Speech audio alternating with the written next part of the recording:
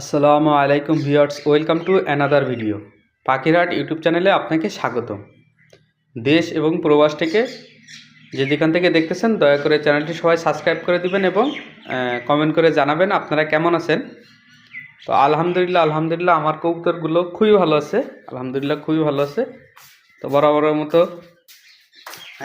দেখেন একটু ঠান্ডা এদিকে একটু বেশি, আর ঠান্ডার সাথে মনে করেন একটু বাতাস, এই কারণে আরও মনে করেন কবুতরগুলো একটু ঝিম ধরে বসে আছে।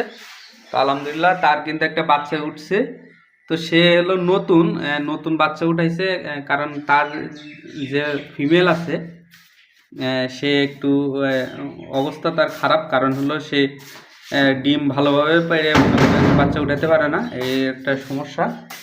তো কোনো সমস্যা নেই, তো সে বসে আছে এই যে সাদা মঙ্কিরাজ। আলহামদুলিল্লাহ তার অবস্থা দেখেন। তো তার জন্য সবাই দোয়া করবেন। সে কিন্তু নতুন মানে এবার ডিম দিছে আর কি, ডিমে হয়েছে। তো সে 7 পরে আছে, এখনও মনে করেন পর ভালোভাবে ওঠে নাই। আলহামদুলিল্লাহ তাতে মনে করেন খুবই ভালো। তো আমি একটা জিনিস সবচেয়ে বাজার থেকে যদি কোনো কবুতর কিনি, আগে দেখি সে ফিট কেমন আছে, তারপরে দেখি তার চলাফেরা কেমন, আর তারপরে দেখি মনে করেন যে সে কত ফেদারে আছে। আমি বেশি বয়স্ক কবুতর কিনি না এবং বেশি ছোট কবুতর কিনি, কিন্তু বেশি বয়স্ক কবুতর কিনি না। এগুলো আপনারা দেখে কিনবেন। সবসময় বেশি বয়স্ক কবুতর কিনবেন না। আর সবচেয়ে বেশি যদি আপনি ছোট কবুতর পালেন, ছোট কবুতর মানে বাচ্চা অবস্থায় পালেন তাও ভালো, কিন্তু বড় কবুতর কিনবেন না, বেশি বয়স্ক কবুতর কিনবেন না। এটা হলো হাটের কথা বলতেছি। আর যেখান থেকেই হোক, আপনি কেউ চান যে আমি দামি কবুতর কিনবো, এখন অনেক জায়গায় অনেক কবুতর পাওয়া যাচ্ছে।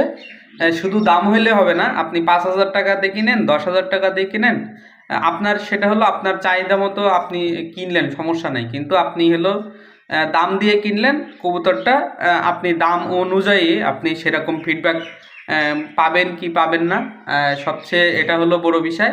আর সবচেয়ে আপনি হলো যদি চান যে আমি রানিং কবুতর কিনবো, সেটা অন্য বিষয়। আর হলো যদি যেখান থেকে আপনি কবুতর কিনেন না কেন, আপনি হলো কবুতরের ব্যাকগ্রাউন্ড কেমন, আবার হলো যে কবুতর পালে তার অবস্থা কীরকম, সে কিভাবে পালে, সব কিছু দেখাশোনার পরে আপনি কবুতর কিনবেন। তাহলে দেখবেন আপনি কবুতর কিনে ঠকবেন না। মাশাল্লাহ, তো আমার এটা খুবই একটা দারুণ কবুতর। আলহামদুলিল্লাহ আপনারা সবাই দোয়া করবেন কবুতরগুলো